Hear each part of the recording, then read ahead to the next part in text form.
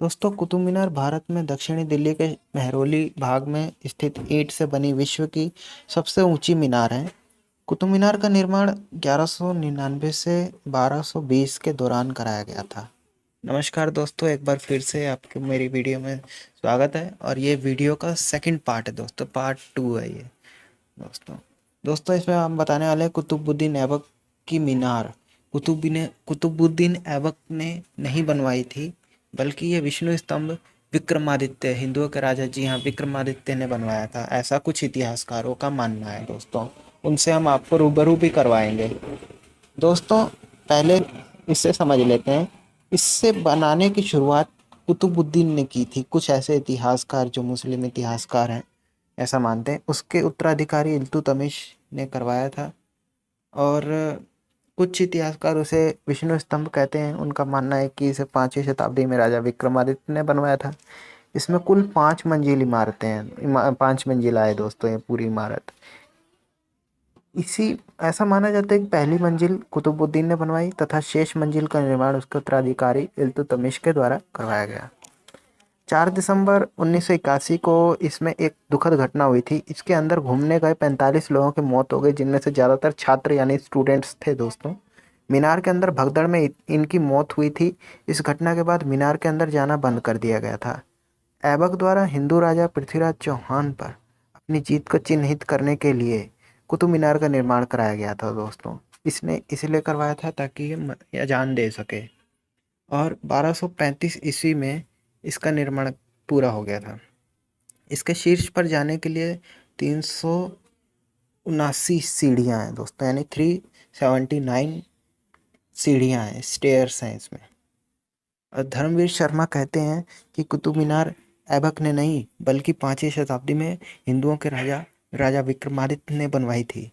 कुतुब मीनार में 25 इंच का झुकाव है। ऐसा इसलिए क्योंकि यह सूर्य का निरीक्षण करने के लिए बनवाई गई थी। महरौली का अर्थ है दोस्तों गुर्जर सम्राट मिहिर भोज के नाम पर रखा गया था, जिसका अर्थ है मिहिर का निवास। और मीनार अभी पहली मंजिल पर ही पहुंची थी कि 1316 ईस्वी में सुल्तान की मृत्यु हो गई। परियोजना को जल्दी छोड़ दिया गया था। अब खिलजी के भव्य स्मारक के अवशेष केवल फूलदरी धार वाली 6 मंजिला गोलाकार इमारत है, जो स्मारक की छाया में खो गई है, जिस आकार में काट पाना संभव नहीं। दोस्तों जयचंद के साथ युद्ध की तैयारी की थी इसने। जब कुतुबुद्दीन ने भारत में एंट्री की, तब अन्य इस्लामिक आक्रमणकारियों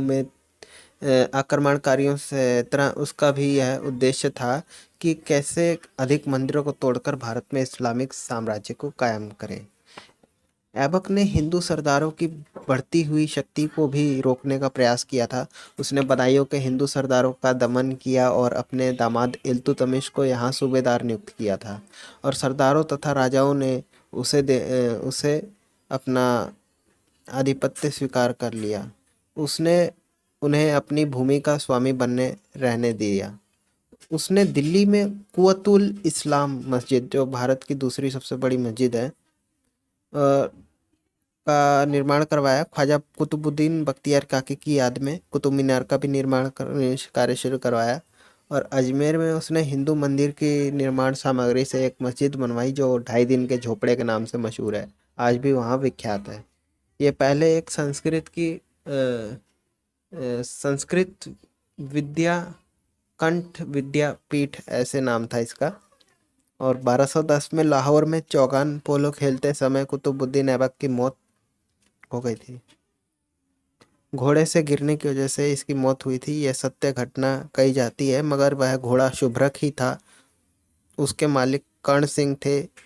इसमें कोई ऐतिहासिक प्रमाण या कोई विवरण नहीं मिलता है। कुतुबुद्दीन ऐबक के शासनकाल के समय मेवाड़ की सत्ता मंथन सिंह के हाथ में थी। उनकी शासन अवधि 1191 से 1211 ईस्वी तक थी।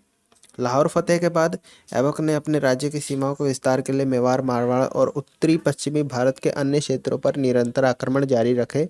और मेवाड़ आक्रमण के समय झुकी नज़र शुभ्रक घोड़े पर थी। ऐसा माना जाता है इनकी कि 4वीं शताब्दी में राजा विक्रमादित्य के नवरत्नों में से एक वराह मिहिर हुए थे दोस्तों, जो बहुत ही बड़े खगोलविद और बहुत ही बड़े शास्त्रवादी थे दोस्तों। और इन्हों ने मीनार उन्होंने ही बनवाया था और उनके ज़माने में इसे विष्णु स्तंभ कहा जाता था दोस्तों।